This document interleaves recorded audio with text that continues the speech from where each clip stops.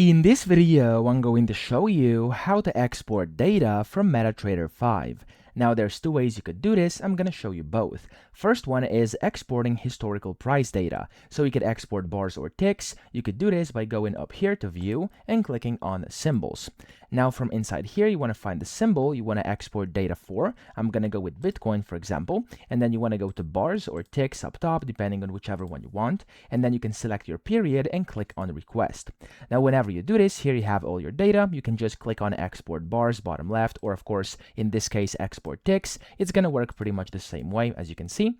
And then from here, you can click Export Bars, and then you can save it as a CSV, HTML, or of course, whatever you want to use. And then you want to save it wherever you want. For example, in my Downloads folder, click on Save, and that's all you have to do.